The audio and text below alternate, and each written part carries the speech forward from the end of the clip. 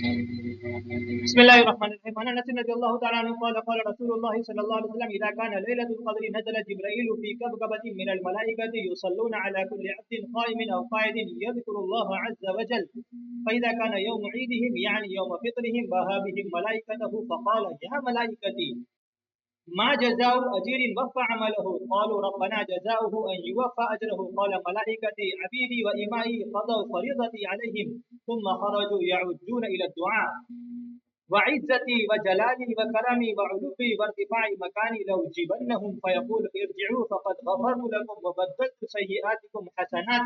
قال فيرجعون مغفورا لهم.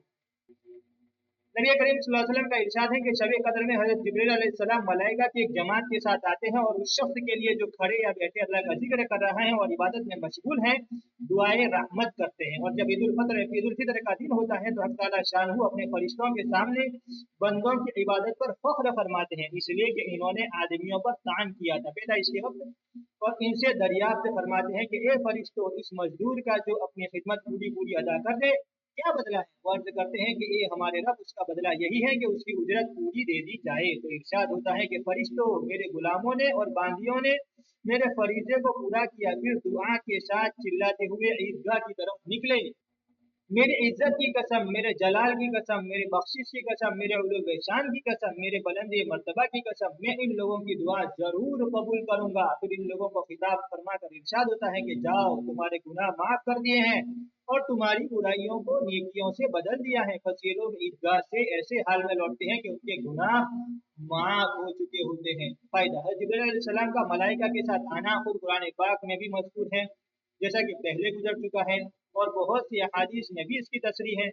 रिसाला की सबसे आखिर हदीस में इसका मुफस्सल जिक्र आ रहा है कि हजरत जिब्रील अलैहिस्सलाम तमाम फरिश्तों को तकाजा फरमाते हैं कि हर जाकिर शामिल के इसके घर जाएं और उनसे मुसाफहा करें। वालियतुल मवाइद हज़रत शेख अब्दुल कादिर जिलानी नज़रल्लाहु मरकज़हू की दुनिया से नकल किया है कि इब्न अब्बास रज़ियल्लाहु तआला अन्हुमा की हदीस में है कि फरिश्ते हजरत जिब्रील अलैहिस्सलाम के कहने से मुतफर्रिक हो जाते हैं, और कोई घर छोटा बड़ा जंगल या कश्ती ऐसी नहीं होती जिसमें कोई मोमिन हो और वो फरिश्ते मुसाफहा करने के लिए वहां न जाते हों, लेकिन उस घर में दाखिल नहीं होते जिसमें कुत्ता या सुअर हो या हराम कारी की वजह से जुनूबी हो या तस्वीर हो। मुसलमानों के कितने घर ऐसे हैं जिनमें ख्याली जीनत की खातिर तस्वीरें लटकाई जाती हैं और अल्लाह की इतनी बड़ी नेमत रहमत से अपने हाथों अपने को महरूम करते हैं। तस्वीर लटकाने वाला एक आध होता है, मगर उस घर में रहमत के फरिश्तों के दाखिल होने से रोकने का सबब बनकर सारे ही घर को अपने साथ महरूम रखता है। عن عائشة رضي الله تعالى عنها قالت قال رسول الله صلى الله عليه وسلم تحروا ليلة القدر في البدر من العشر الأواخر من رمضان। عائشہ رضی اللہ تعالیٰ عنہ نبی کریم صلی اللہ علیہ وسلم سے نقل فرماتی ہیں کہ لیلۃ القدر کو رمضان کے اخیر عشرے کی طاق راتوں میں تلاش کیا گیا۔